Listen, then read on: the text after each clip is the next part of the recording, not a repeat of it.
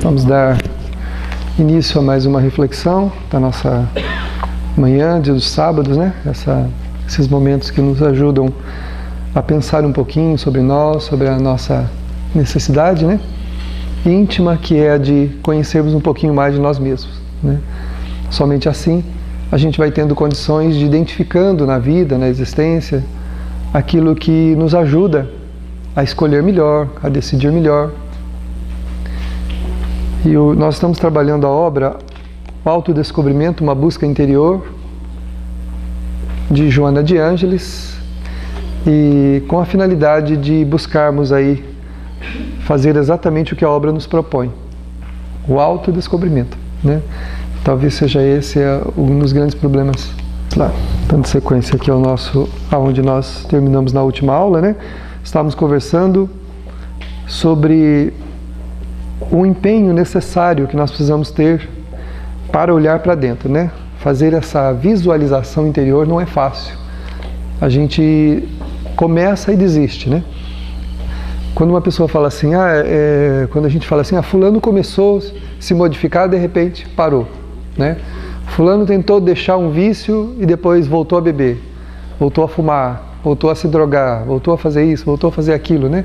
Isso quer dizer que a pessoa, naquele momento, ela desistiu dessa visualização, porque para deixar um vício, para deixar um comportamento, para deixar alguma atividade negativa para a nossa existência, é necessário que a gente reconheça em nós a problemática, que a gente aceite que nós temos uma limitação, que nós temos um problema, que nós temos uma necessidade, para podermos trabalhar em benefício da erradicação desse comportamento. E como as primeiras visualizações, a própria visualização do hábito negativo, reconhecê-lo não é fácil.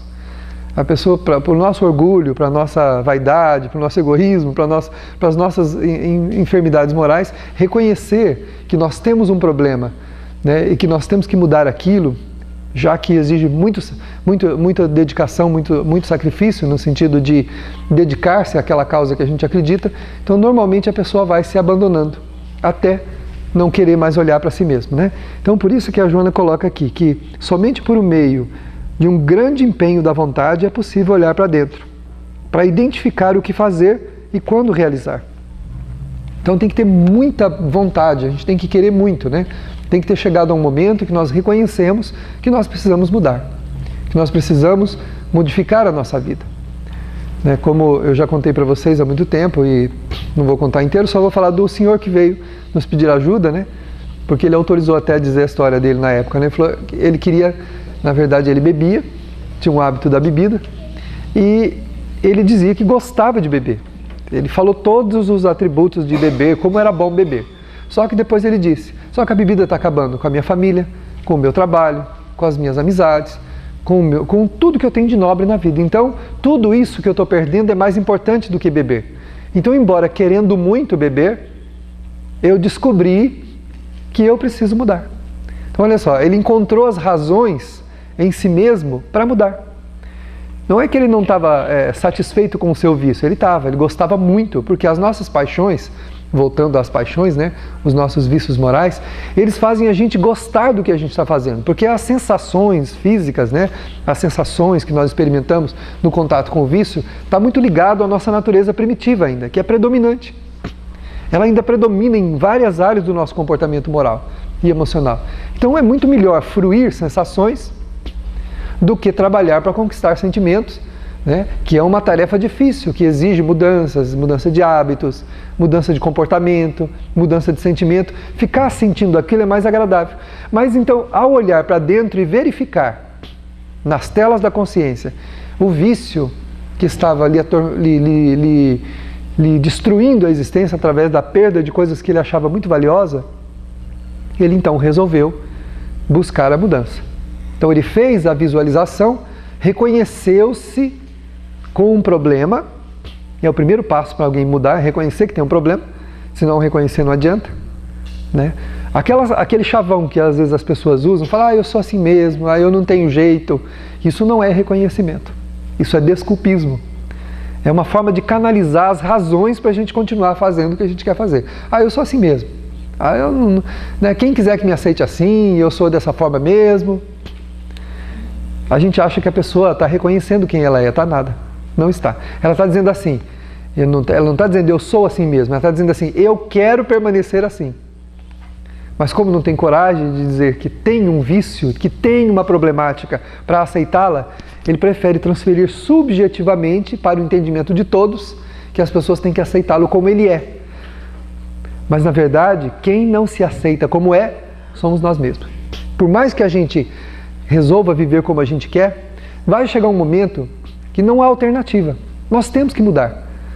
Ou a gente muda, ou a gente vai mergulhando num poço de agonia, de infelicidade, de sofrimento, de amargura íntima, que ao longo das décadas e às vezes de séculos, coloca o espírito num processo tão doloroso que ele mesmo implora a Deus para sair daquela situação. Tem entidades, tem espíritos do mundo espiritual há 200, 300 anos cristalizados em ideias negativas, dolorosas no mundo espiritual, assediando encarnados em vícios, em outras coisas, em outras situações, para poder manter o seu hábito, né? Mas já profundamente amargurado e profundamente angustiado. Então vai chegar uma hora que o espírito não tem outra alternativa, ele tem que fazer o enfrentamento. Então, se nós criarmos o hábito de olhar para dentro, né, de visualizar-se, como nos ensina Santo Agostinho, em O Livro dos Espíritos, nós criarmos esse hábito de estarmos sempre olhando para nós mesmos, sem ter medo de ver-se quem é e como é. Né? A gente não precisa temer quem somos nem o que somos. Nós somos assim. Nós somos o produto de muitas vidas, de muitas experiências, e hoje estamos aqui como nos fizemos. Agora, com uma proposta de melhorar. Né? Porque Deus não está interessado no que nós somos, Ele quer saber o que a gente quer ser. Essa é a tônica da lei divina, né? O que a gente quer ser? O que nós somos, nós já somos. Né? Para o que nós somos, não tem o que fazer. O Emmanuel fala, a vida não oferece cópias para revisão. Não dá para fazer o quê? Para voltar às páginas, apagar o que ficou errado e escrever o que está certo. Dá para fazer isso?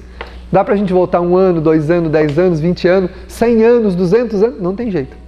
Mas a gente pode fazer o quê? Mudar agora para frente. Da agora para frente a gente pode mudar. E é supremamente válido para quem quer que seja iniciar a sua mudança o mais rápido possível. A Joana diz assim, viva intensamente cada minuto como se ele fosse o último da tua vida. Porque ele pode ser. Pode ser. E uma mudança é sempre uma mudança, ela altera profundamente o jeito de sentir e pensar. Né? Então a Joana vai colocando aqui, ela diz assim, não é uma tarefa fácil, é um desafio que exige intenção lúcida, até criar o hábito da interiorização. Mergulhe no oceano de si mesmo, daí retirando as pérolas preciosas da harmonia, da plenitude, indispensáveis à vivência real. Então, criar o quê? O hábito da interiorização, mas isso exige intenção lúcida. Como uma irmã nossa nos perguntou ontem no curso, né? Ela diz assim, mas não é hipocrisia a gente sentir uma coisa e fazer uma coisa direito porque leu que deve ser feito assim, que entendeu, que compreendeu que é necessário fazer assim? Depende. Se você está fazendo isso para mostrar para os outros, mas está muito feliz com o sentimento que tem, é uma hipocrisia. Mas se você, embora gostando e querendo fazer o que não deve, sentir verdadeiramente que precisa mudar e que aquela postura nova, embora contrarie as suas vontades e a sua natureza, é a melhor, então você está fazendo por você e não pelos outros. Aí é verdade. Aí é verdadeiro. Aí você muda. A hipocrisia é o que Jesus falou dos fariseus. Os fariseus criaram uma ilusão de que eles eram santos, homens, né, homens grandes, homens especiais. E Jesus chamou eles de sepulcros caiados. Só tinha beleza por fora, eram podres por dentro. Isso é hipocrisia. Mas se eu quero mudar, e embora sentindo vontade de fazer uma coisa errada, eu entendo pelo meu conhecimento, pela vivência do Evangelho, pelas meditações, por tudo quanto eu entendo de nobre, entendo que eu não devo fazer, e vou não fazer porque eu compreendo que eu não devo fazer, porque isso vai me fazer bem, vai me tornar uma pessoa melhor, mesmo sentindo vontade de fazer o que não devo, eu não estou sendo hipócrita, porque eu estou lutando pela minha melhoria. O que diz Kardec no Evangelho segundo o Espiritismo? Que é preciso fazer grandes esforços para domar as más tendências. Se fosse fácil domar, né, é muito fácil a gente apontar para os outros, você tem que deixar de fazer isso. A gente tem boas receitas para os outros, não tem? Né? Por isso que os terapeutas mais escutam do que falam, né? Mas ouvem, por quê? Porque ninguém deve, a princípio, dar receita para ninguém. A pessoa deve cavar em si mesma as próprias respostas, que estão em si mesmas. Nós temos as respostas todas dentro de nós. O problema é que a gente não quer escutar. Nós não queremos ouvir o que nós temos para falar para nós mesmos. A gente não quer escutar. Um amigo dizia ontem no curso, né? Mas as leis divinas estão todas escritas na natureza do homem, ou seja, o livro do Espírito diz que está. Se está, por que a gente não escuta, né? Por que a gente não vê? Não vê porque ela é o quê? Ela está embotada pela nossa imperfeição. As leis divinas escritas na nossa consciência, elas estão cobertas pela nossa imperfeição. Aos poucos, à medida que nós vamos nos instruindo, nos moralizando, nos melhorando, nós vamos levantando o véu que esconde a consciência. E ela vai se tornando a nossa amiga, nos avisando dos perigos no caminho. Mas quando nós queremos viver o que nós queremos viver, não buscando nos melhorar, o que nós fazemos? Mantemos o pano espesso, né, a lama sobre a consciência, que é a lama das nossas enfermidades morais, né, e o véu espesso da nossa imperfeição. Somente quando buscando a melhoria, verdadeiramente querendo mudar, mesmo sendo imperfeito, fazendo propostas honestas e vivendo essas propostas porque é melhor para nós, não para a gente mostrar para os outros. Não adianta eu parecer bonzinho para todo mundo se na verdade eu não estou querendo ser bom. Não, eu não quero ser bom. Eu vou parecer para todo mundo que eu sou bom porque aí eu vou conseguir um monte de coisa. Se eu parecer para você que eu sou bom, você vai fazer as minhas vontades. Ah, eu vou fazer, ele é bonzinho, ele é uma pessoa cordial, ele trata todo mundo bem. Pois é, mas esse tratamento é uma proposta honesta de modificação que nós temos? Ou é só para enganar todo mundo para a gente conseguir o que a gente quer? No fundo, eu acho que todo mundo tem que me servir, eu acho que eu mereço ser, eu sou melhor que todo mundo, eu acredito que está todo mundo abaixo de mim, então eu vou usar todo mundo. E uma maneira de eu usar é parecer bom. Então, se a gente parece que é bom, a bondade não vai se instalar em nós. Está no Evangelho segundo o Espiritismo. Não basta que do lábio gotejem leite e mel. É preciso que o coração tenha alguma coisa a ver com isso. Então, ou seja, eu sou imperfeito. Sou imperfeito. Reconheço que eu tenho esse defeito.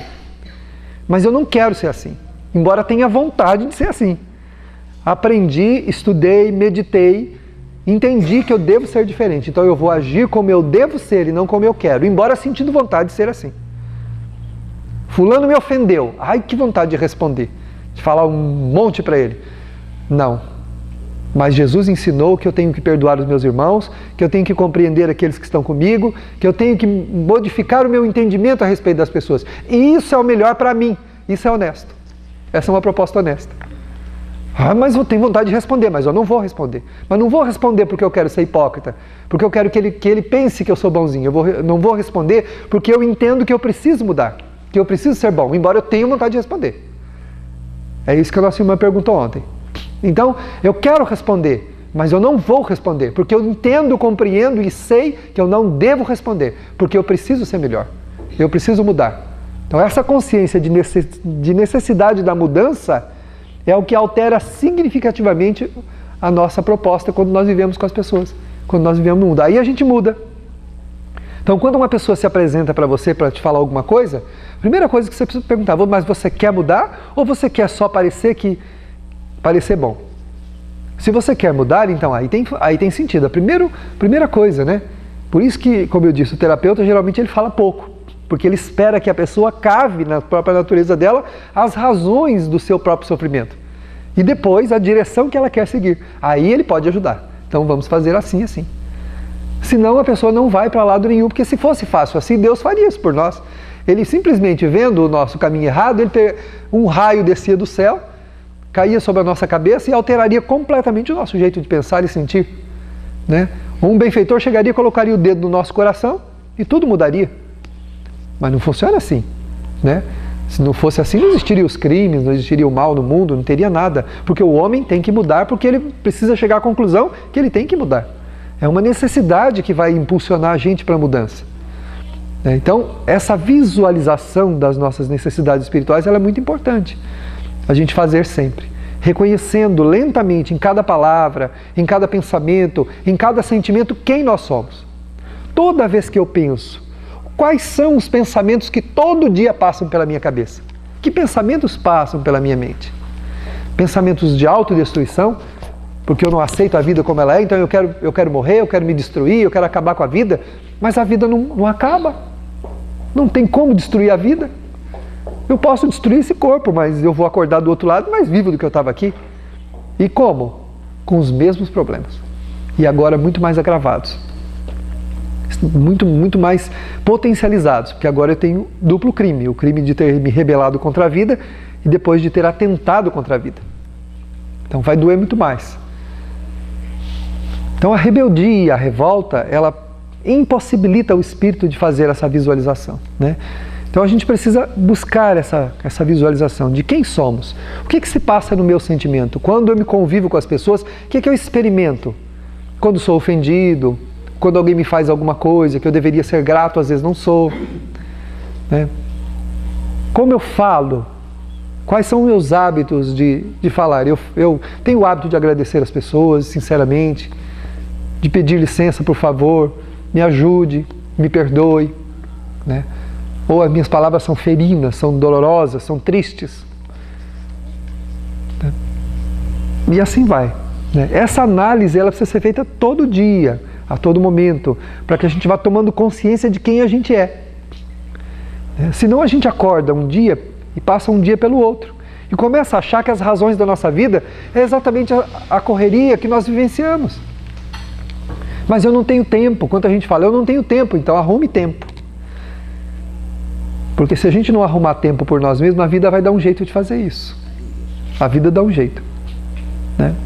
A vida dá um jeito de dar uma mexida na nossa rotina para a gente pensar. Às vezes uma doença que tira a gente de circulação.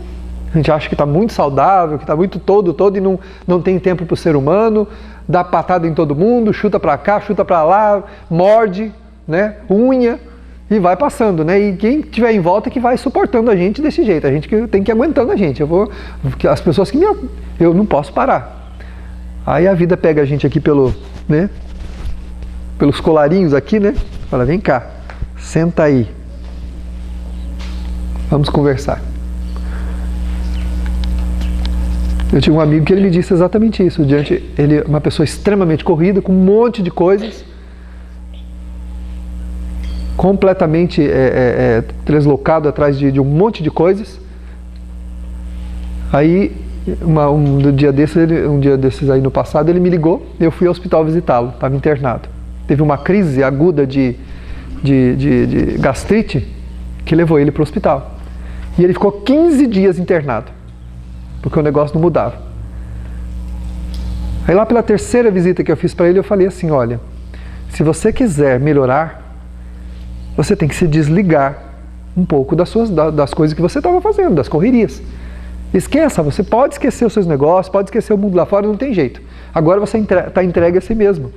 Você tem que se lembrar quem você é, pensa um pouco na tua vida, pensa um pouco na tua família, nas pessoas que afetivamente são ligadas a você. Lembra que tem uma humanidade que precisa conviver com você. E você estava simplesmente correndo atrás dos teus interesses, da sua vida, das suas coisas, a tal ponto que se estressou num nível tão grande que desenvolveu aí um problema, né, físico que agora te botou aí para pensar.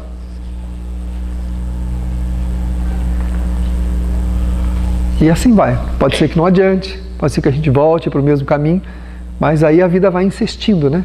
Nós temos mecanismos existenciais que vão nos ajudando a refletir. Então, precisa de uma vontade, um empenho da vontade e uma intenção lúcida. O que é uma intenção lúcida? Aquela que eu acabei de falar. Por que eu quero mudar? Eu quero mudar para agradar os outros, para eu conseguir algumas facilidades, ou eu quero mudar porque eu entendi que eu preciso mudar? Para ser feliz eu tenho que mudar. Para eu poder ser feliz eu tenho que mudar. Eu não posso tratar os outros bem porque eu quero alguma coisa dos outros. Bom, tratando as pessoas bem, as pessoas também vão me tratar bem, vão me dar alguma coisa a hora que eu quiser. Se essa é a intenção, não está havendo modificação.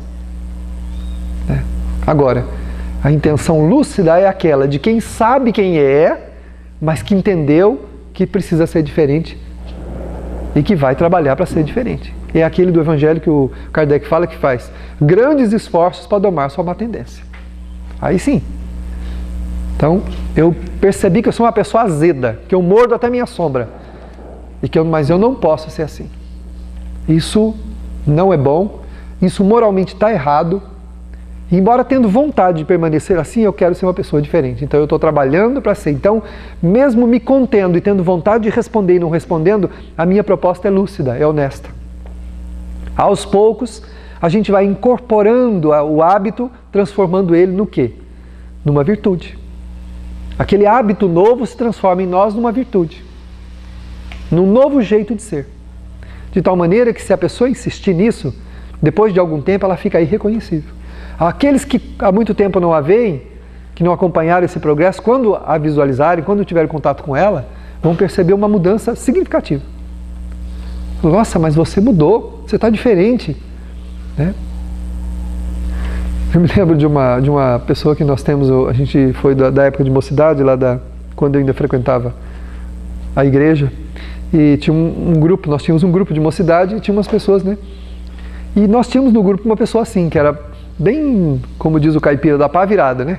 Uma pessoa assim difícil de convivência. E passado alguns anos, ela foi embora, foi licionar perto de São Paulo e retornou. E ela trouxe algumas fotos e o pessoal chamou a gente para reunir para poder se encontrar com aquele grupinho novamente, só para poder trocar afetividades, porque apesar de eu ter me tornado... eu não perdi o contato, né, com a amizade deles, né?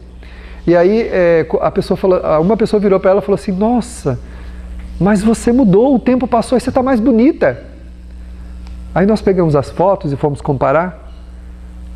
Olhando friamente, não estava mais bonita coisa nenhuma, coitada. O tempo havia passado e as coisas haviam mudado bastante. Ela estava bem diferente. Mas aí quando caiu a ficha, eu entendi.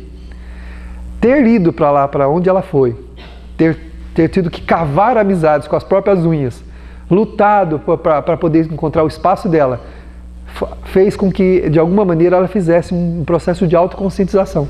E ela mudou o sentimento, se transformou numa pessoa dócil, mais calma, mais tranquila. Então era isso que as pessoas estavam fazendo, essa leitura. Você está mais bonita, mas na verdade não era a beleza física que eles estavam enxergando. Realmente, ela estava muito mais suave. Ela estava uma pessoa muito mais suave, muito mais terna, muito mais doce. E essa experiência de ter ido para lá, que a vida a deslocou para lá, né, sozinha, sem familiares, sem ninguém, e fez com que ela então mudasse, né? Ela acabou fazendo uma interiorização, uma mudança de conceitos e de valores. Então estava mais bonita, né?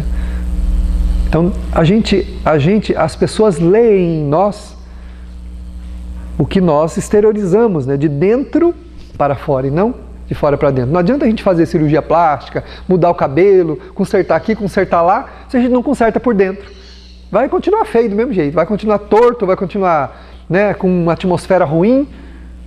A pessoa chega perto e não agrada. As vibrações repelem, né, expulsam de perto qualquer um que chega. Porque a mudança, a cirurgia que nós vamos fazer, chama-se cirurgia moral, é por dentro. Aí sim, aí o que você fizer por fora, tudo bem, não tem problema. Quiser arrumar o olho, o nariz, a orelha, o cabelo, pode arrumar à vontade, não há problema nenhum. Arrumar-se por fora não tem problema, né? Não há problema nenhum. É como a gente pegar uma cômoda velha, onde a gente bota as roupas lá, que está toda esfolada, e pintar ela por fora, toda bonitinha, mas não arrumar as gavetas, as coisas que tem lá dentro. Quer dizer, quem abrir a gaveta vai ver lá dentro o quê? Uma bagunça.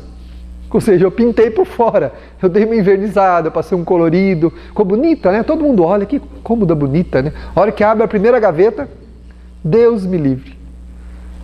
Como diz o caipira, aquela embuzeira, né? Aquela coiseira, tudo misturada. A gente precisa colocar as coisas todas empilhadinhas, tudo dobradinho, arrumadinho, de tal maneira que quando você abrir uma gaveta, vá direto ao que você necessita. Nós somos tão bagunçados por dentro que raramente conseguimos acessar os nossos melhores sentimentos. A gente, quando vai viver uma experiência boa, não consegue aproveitar nem a experiência boa, por quê? Porque não consegue achar dentro de si estímulo bom para poder viver aquela experiência boa. Tá tudo bagunçado. Quem não se arruma por dentro não consegue aproveitar nem as coisas boas da vida. Acontecem coisas maravilhosas ao nosso lado, o tempo passa e a gente não percebe, porque está desarrumado por dentro. Botou uma pintura por fora, arrumou tudo e acha que isso resolveu o problema. Né? Ai, resolvi o problema da minha vida. Eu tinha um negocinho aqui no olho, ó, fiz uma cirurgia, consertei. Agora, acabou meu problema. Agora estou pronto para a vida. O duro é que, para a raiva da pessoa, ninguém nota. A pessoa fala, olha, você viu o que eu fiz? O mundo olha o quê? É que nem homem com cabelo de mulher. Né? A mulher insiste em querer que o homem perceba que ela mudou o tom da pintura do cabelo. Que ela mudou não sei o que, ela corta meio centímetro, né? Ela corta do cabelo 0,05, né? E quer que o homem perceba que ela cortou 0,05 do cabelo. Não percebe. Aí os outros olham. O que foi? O que aconteceu? Mas quando você muda por dentro, quando você chega num lugar, você não precisa abrir a boca. As pessoas percebem que você está diferente. O teu jeito de se movimentar, a forma de você olhar, o jeito de você tocar nas coisas, todo mundo percebe que você mudou. Você está diferente. Eu falo, não, eu sou a mesma pessoa. O bom disso, né? O bom da transformação é que a própria pessoa não percebe. Tanto que o Evangelho diz assim, que o homem bom não sabe que o é. Porque a pessoa ela vai se suavizando sem perceber. Então, se ela tinha movimentos bruscos, ela passa a fazer movimentos suaves, ela passa a olhar mais à volta, pensar melhor, fala menos, com mais sabedoria. Aí todo mundo percebe. Arruma por fora e ninguém nota. Arruma por dentro, todo mundo percebe. Muda o quê? Né?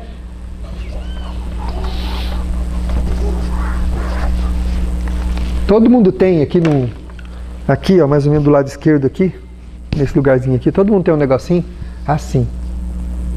Não tem? E tem outro negocinho aqui, ó, também. Alguns não funcionam, esse daqui de cima, mas tem. Às vezes não funciona, mas tem. A gente tem um negocinho aqui, né? E a gente tem outro negocinho aqui. Quando a gente muda por dentro, quer dizer que nós alteramos os valores contidos nos nossos sentimentos. E começamos a irradiar uma coisa nova, diferente, que a princípio nós é que sentimos, a gente percebe que está mais suave. A gente sente que não está mais, parece, nossa, eu estou me sentindo mais leve, mais tranquilo, não sei, alguma coisa aconteceu comigo. Você mudou um sentimento, alterou a sua psicosfera. Como nada que é nosso fica restrito a nós, o que é que acontece com isso? Nós começamos a irradiar, além das fronteiras da nossa própria individualidade, o que mudamos e o que sentimos. Então, os outros que se aproximarem de nós, né? Aqueles que se aproximarem aqui de nós, encarnados ou não, vão começar então a sentir a nossa nova realidade. Vão começar a perceber, porque começam a sentir a nossa irradiação. Consequentemente, os nossos pensamentos melhores, agora, orientados pelos bons sentimentos, começam também a alterar a ambiência à volta. E as pessoas que se aproximam de nós, quando se aproximam, falam, nossa, quando isso acontecia com o Chico, quem se aproximava dele, parece que a cabeça limpava, parece que era feita uma faxina na cabeça da gente. Eu me lembro que o dia que eu fui fazer a visita do Chico, ele ainda estava encarnado, o ambiente, o espaço lá era muito pequenininho, dava o quê? Cabia 50, 60 pessoas dentro E eu tinha 2 ou 3 perguntas para fazer para ele. Quando eu entrei dentro do espaço, por alguns minutos não tinha mais nenhuma pergunta. Fizeram uma faxina na minha cabeça e no meu sentimento. O que eu ia para perguntar para aquele homem que eu já não estava vendo ali? Sentindo a irradiação daquele coração e daquela mente que me dizia tudo o que eu precisava fazer, sem precisar abrir a boca e dizer uma palavra, o que é que eu tinha para perguntar para ele? Nós vivemos querendo perguntar as coisas para os outros, quando na verdade primeiro tínhamos que se escutar a gente mesmo. Ouça-se, identifique a sua necessidade. Eu preciso deixar de ser orgulhoso, mesquinho, vaidoso, prepotente, revoltado. Eu preciso ouvir-me primeiro, ouvir o eco nos meus próprios sentimentos, dizendo, tá, o caminho não é esse, muda isso, deixa de ser vaidoso, de querer ser cultuado no coração dos outros e cuide de cuidar das pessoas no teu próprio coração. Traga as pessoas para dentro de você e cuide delas e não exija ser cuidado por ninguém. Cuide você delas. Quando você começar a fazer isso, você altera sensivelmente os teus sentimentos e começa a irradiar isso, dando as razões daqueles que estiverem do teu lado. Então quem se aproximava do Chico tinha todas as razões para continuar vivendo. Se aquele homem podia, eu também posso. Porque o que ele estava irradiando, o que eu estava captando com a minha mente e com os meus sentimentos, fez uma faxina em todas aquelas perguntas desnecessárias que eu queria fazer para ele. Não tinha pergunta para fazer. E quando a gente tenta de toda essa maneira aí, e você recebe um tremendo descaso, assim, um desprezo, qual é a nossa conduta? Então, mas você faz tudo, você tenta abrir seu coração para essa pessoa entrar. Mas essa necessidade ainda da gente de receber qualquer reconhecimento por essa mudança, ainda significa que a mudança não aconteceu plenamente. Porque quando a gente mudar plenamente, você vai fazer sem ter nenhuma necessidade de receber nada em troca. E vai continuar fazendo mesmo que tudo que você der a pessoa pegue e jogue no lixo. Você prepara um doce com todo o esmero que você pode. Coloca tudo de bom que você acredita que esse doce possa ter. Chega para alguém e entrega para ela. E ela tem duas atitudes. Ou ela leva para dentro e agradece e fica muito feliz com o que recebeu, ou então ela joga na sua frente no lixo, ou ela espera você sair e ela joga aquilo que você fez no lixo. Então, nem sempre as pessoas vão pegar o nosso melhor, aquilo que nós estamos dando de melhor para elas, e vão se utilizar daquilo, ou vão entender até o que estão recebendo. Pode ser que não compreendam, mas se você usou todos os melhores ingredientes possíveis da compreensão, da paciência, da tolerância, do amor, da determinação, da alegria, do prazer de fazer alguma coisa de bom, que importa o que os outros vão fazer com o que a gente vai dar? Jesus, no Evangelho está escrito assim, sê tu quem ama, porque o amor é bom para quem ama, nem sempre para quem é amado. Se você ama, não interessa o que o outro tem para te dar de volta, isso é um problema dele. Porque se o amor é bom para quem ama, para ele se sentir feliz, ele vai ter que amar também. Se ele não ama, enquanto não amar, não vai ser feliz. Você pode ter o amor do mundo, ter todas as coisas boas, as melhores coisas, tudo que o mundo puder te dar de bom. Se você não tiver nada de bom para dar, nada que receber vai fazer qualquer sentido. Esse é um dos móveis do suicídio. 99,9% dos suicidas são pessoas que têm tudo. Tudo. Que têm uma vida plena, cheia de benefícios por todo lado. Não são pessoas que não têm nada. Até tem um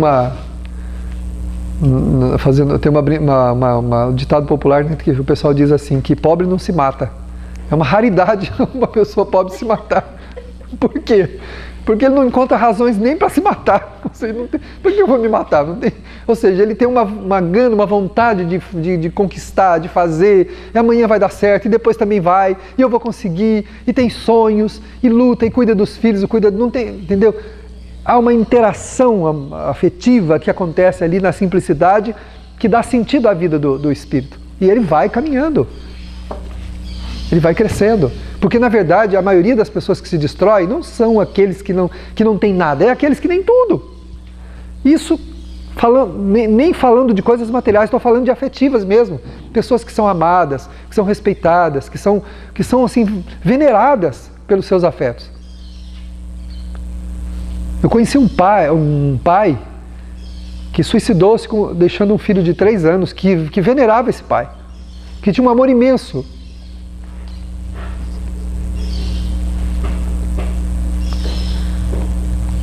Não estamos aqui para julgar os sentimentos dele, né, como pai, para cometer esse suicídio.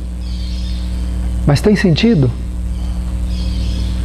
Ter uma alma de 3 anos plenamente devotada ao teu coração e a gente não encontrar o sentido para viver isso? Seja qual for a dificuldade. Não tem sentido uma alma aqui da Terra de 3 anos com um coraçãozinho completamente devotado ao teu? Não tem sentido isso? Então está faltando o quê? O autoencontro, o encontro com os seus próprios valores, porque é daqui que parte a nossa felicidade, daqui e daqui, do coração e da razão, que parte a nossa felicidade. Não vai vir de lugar nenhum. Nada do que nós almejamos, do que nós acreditamos que a vida vai nos dar, que a gente acredita que vai ser o que vai nos dar tranquilidade, que vai acalmar o nosso anseio, o nosso coração, é verdade. Nada disso é verdade. Tudo isso é adereço, são coisas externas, né? O mais importante é o que está no coração e aqui na nossa mente. Isso é que vai nos trazer bem-estar, vai nos trazer tranquilidade, vai nos trazer paz. É o que está aqui e aqui. Porque quem se transforma não só se beneficia, mas também beneficia a todos aqueles que se aproximarem.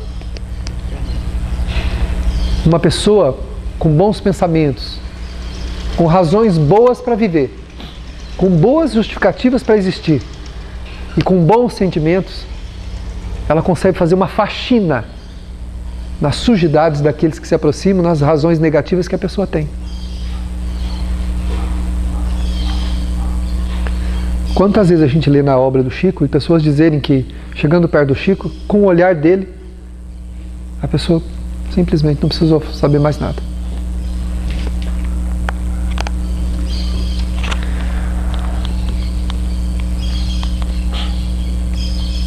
Agora, a mente não adestrada, né, nessa busca, hesita, retrai-se, impedindo o descobrimento e aquilo que precisa ser desvelado. Então, a princípio, nós não estamos acostumados.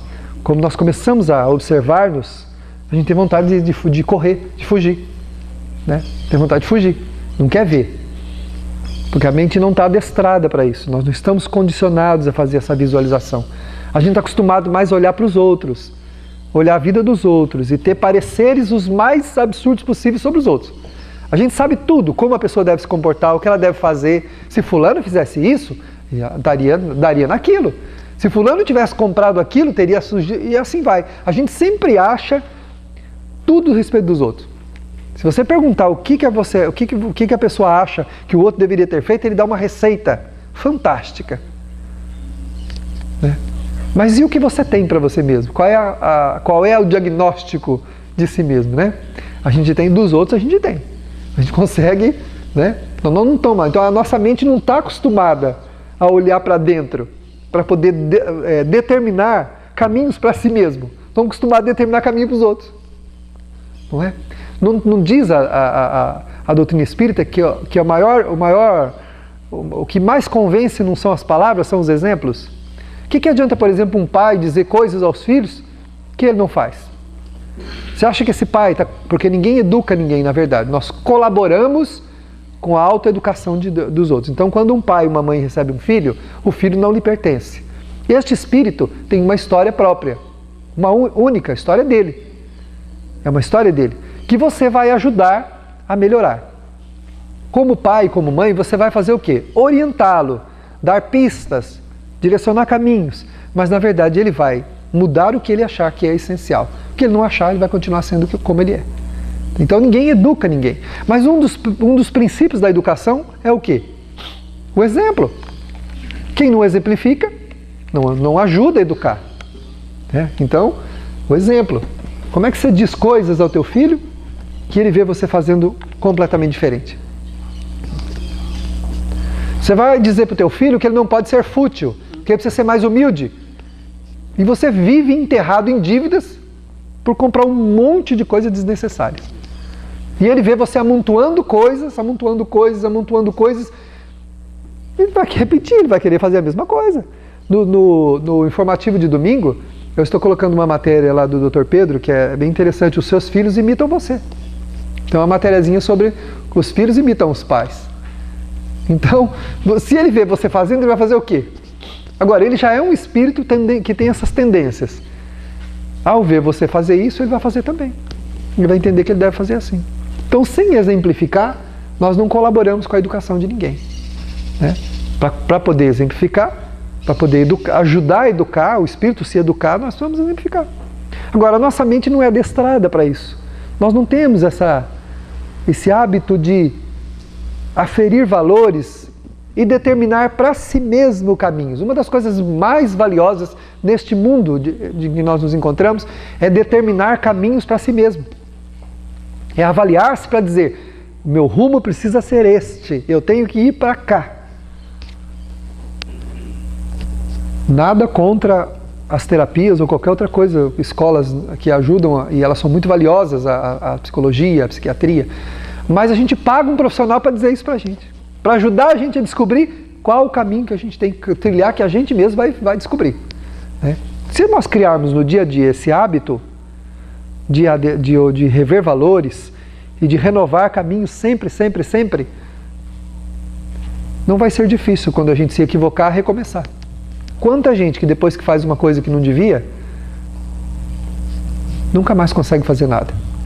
Ou então o orgulho faz com que a pessoa não admita o seu engano e permaneça ali, né, travada.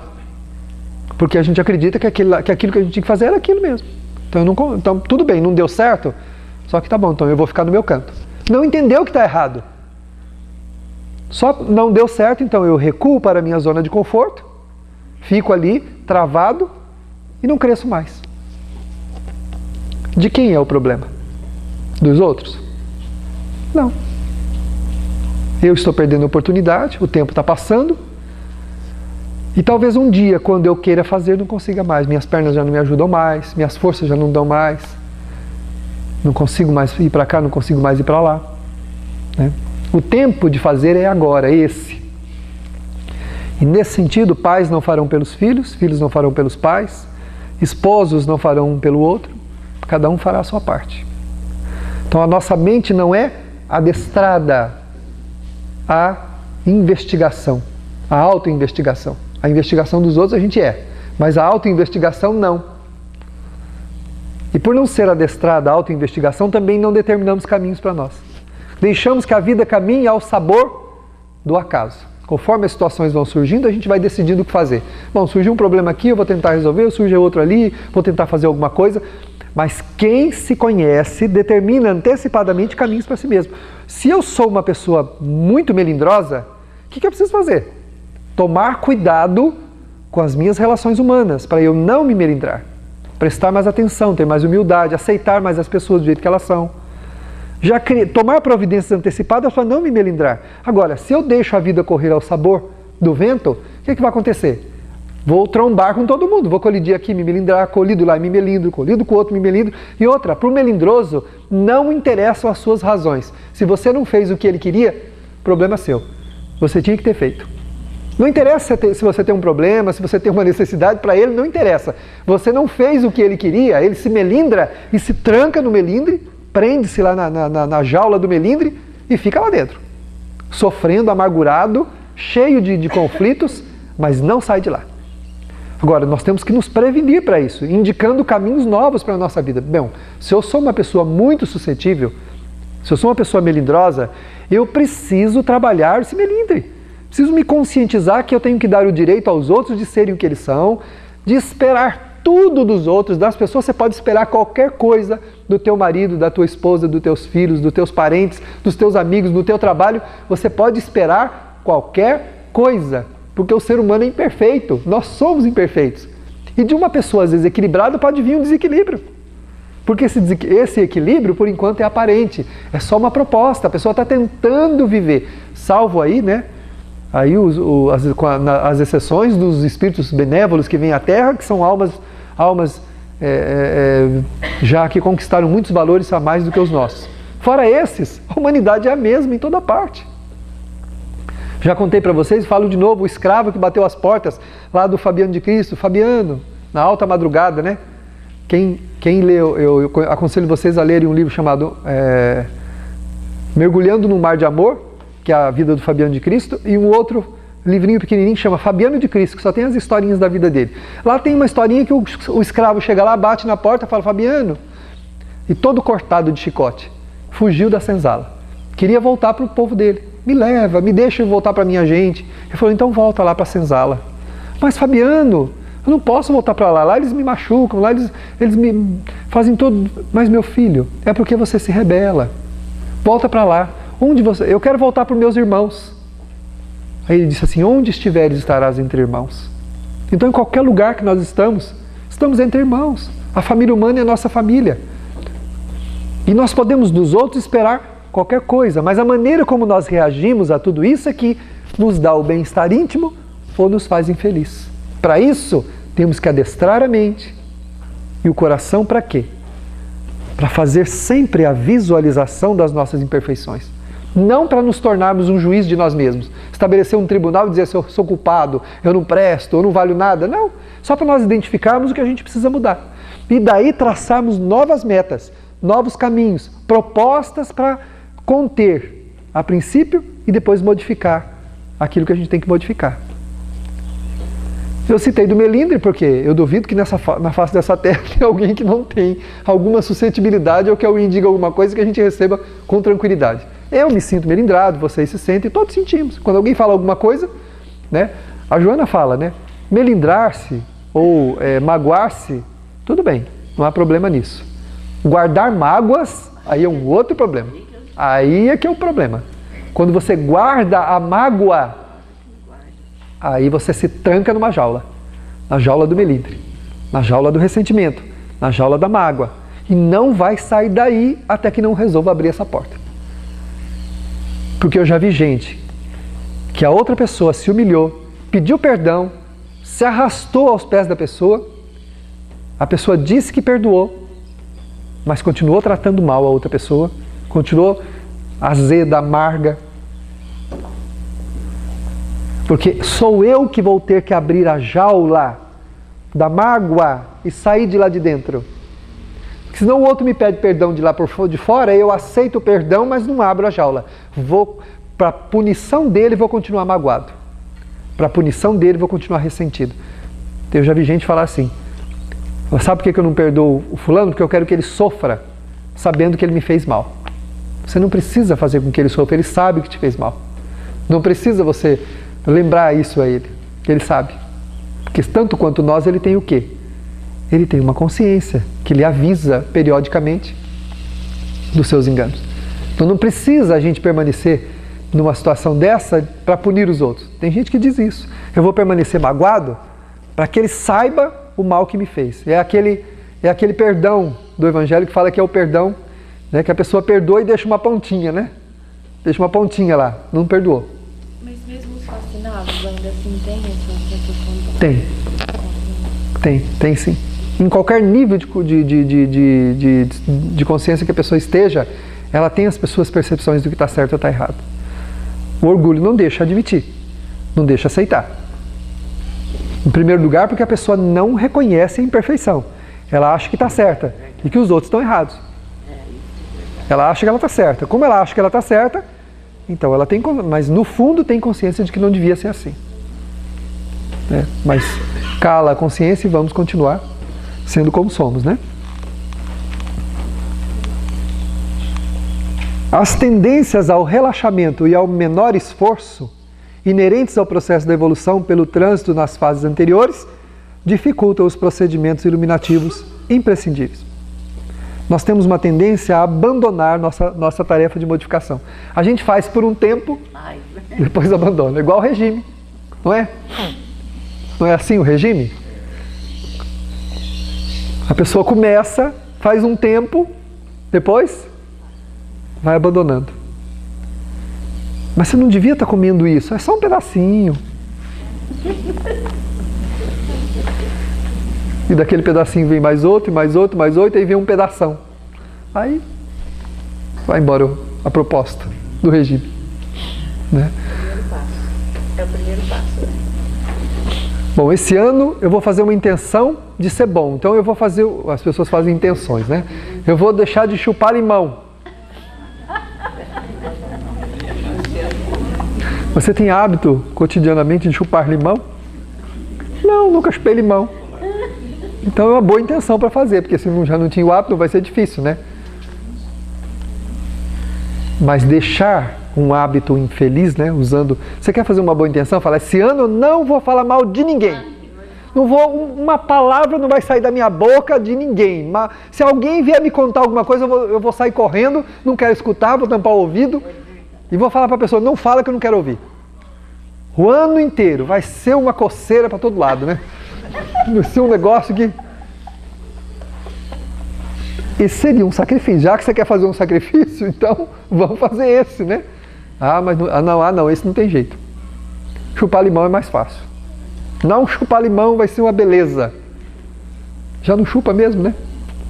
Vai ficar. Essas são as propostas da gente. A gente acha que a gente pode ludibriar a consciência falando isso, né? Não vou chupar limão. É o enganozinho que a gente tenta criar na consciência, né? Não. E aí vai passando, né? O tempo vai passando.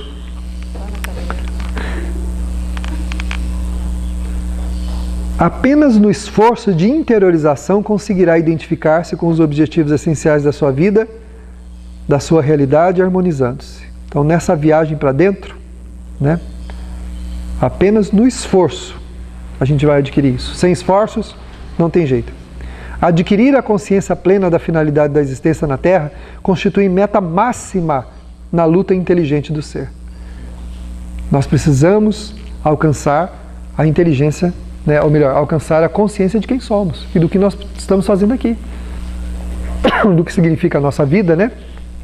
Porque sem isso, nós não conseguimos. A gente trava e não progride.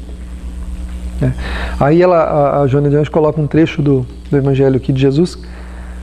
São os olhos a lâmpada do corpo. Se os teus olhos forem bons, todo o teu corpo será luminoso. Se, porém, os teus olhos forem maus, todo o teu corpo estará em trevas.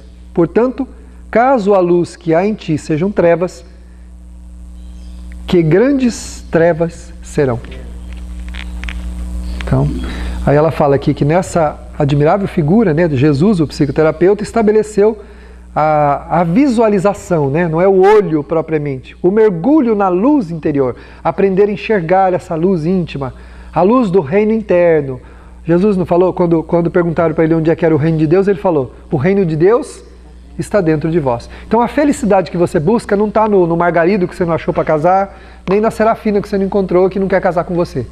Não é nela que você vai encontrar a sua felicidade. Está no reino de Deus. E o reino de Deus está onde? Dentro de nós. Se tem uma luz que vai iluminar o nosso caminho, se tem uma felicidade que vai nos fazer plenos, ela está dentro de nós. O homem que está bem consigo mesmo ama todo mundo.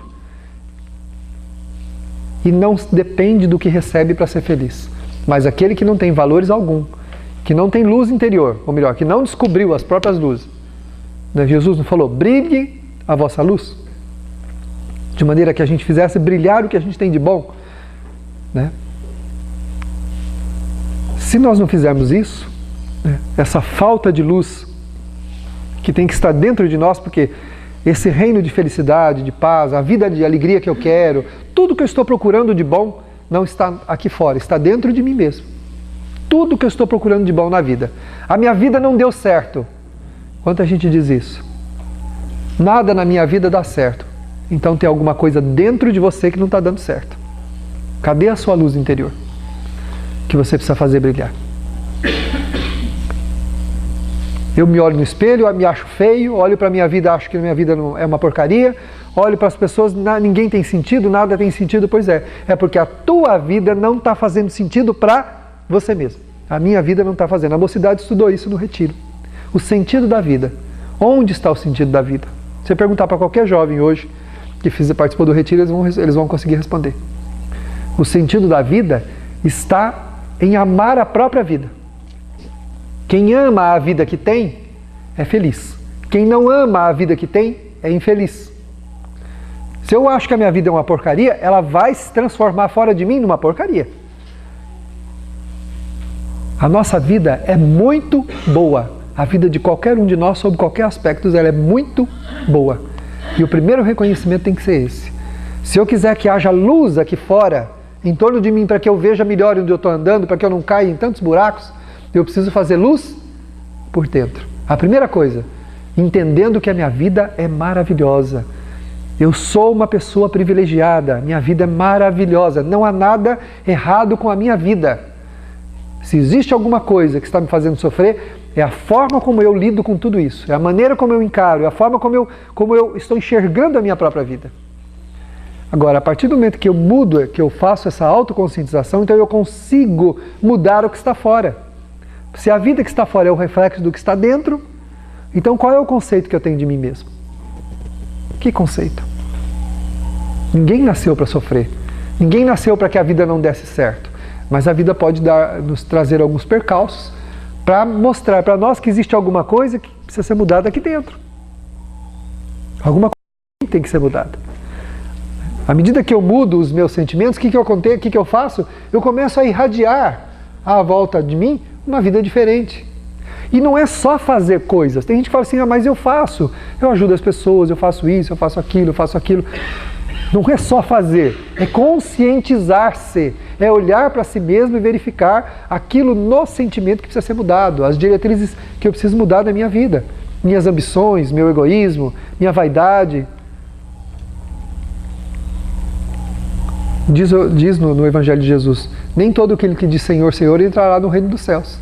Ou seja, há muita gente que grita, que canta hosanas, que dança, que faz isso, que faz aquilo, que dá coisas, que faz aquele monte de coisa, mas não entrou no reino de Deus. Ou seja, nem todo aquele que diz Senhor, Senhor entrará no reino dos céus. Onde que está o reino dos céus? Dentro de nós. Enquanto a gente não olhar para dentro, não tem reino dos céus. Eu posso ficar, Senhor, Senhor, mas eu tenho que olhar para dentro. Não adianta eu gritar Senhor, Senhor. Se eu não mudo, se eu continuo egoísta, se eu continuo pensando mal dos outros, se eu continuo conspirando contra os outros, se onde eu estou eu causo problema, se é na minha família, se é no trabalho, se é no centro, se é na rua, num lugar eu sou inconformado, sou uma pessoa, como é que eu vou entrar no reino dos céus? Aí não adianta eu ficar com as mãos viradas para o céu gritando Senhor, Senhor. Não adianta, pois o reino do céu está onde? Dentro de mim, mudando-me. Tudo à minha volta muda também. Onde que é o altar que eu devo me ajoelhar para fazer o clamor a Deus? Dentro de mim, não é? Um templo como esse aqui ou outro qualquer, de qualquer religião que seja. Não é ajoelhado em qualquer religião, num altar, no chão, com os olhos fechados. Isso não adianta nada. Isso só serve para a gente se acalmar um pouco, para a gente entrar numa sintonia boa, né? Quem ora, quem está em qualquer templo religioso, ele entra numa boa sintonia, ele consegue companhias agradabilíssimas que naquele momento lhe confortam, trazem bem-estar, mas esses espíritos não podem mudar o que está dentro da gente. Você vai eu já vi muita gente dizer que vai no templo, vai na sua religião e fica bem. É claro que fica bem, com toda certeza. Quando você vai, sinceramente, fazer uma prece sincera num templo religioso, há muitos espíritos benévolos ali, bondosos, que assistem o coração da gente. Mas eles não podem dar o que a gente tem que conquistar. Eles não podem enfiar valores no meu coração. Eles não podem enfiar novos pensamentos na minha cabeça. Podem temporariamente, mas não podem mantê-los. Quem tem que mantê-los? Sou eu. Quem tem que viajar para o reino dos céus? Sou eu. Eu que preciso viajar para dentro, para mudar, para encontrar esse reino que está dentro de mim. Aí sim, todos os homens felizes da humanidade, os grandes obreiros do Cristo na Terra, eram gente que tinham poucas necessidades e tinham grandes valores, que esplendiam de suas naturezas, brilhando para todos aqueles que estavam à sua volta. Mas porque viviam para dentro de si mesmos, viviam voltados para esse reino de amor para onde eles levavam todos aqueles que se aproximavam deles e também saíam procurando alguém para colocar ali dentro. Ninguém pode fazer ninguém feliz. Nem os espíritos podem fazer isso. Porque essa tarefa é uma tarefa nossa. Né? É uma tarefa de autovisualização.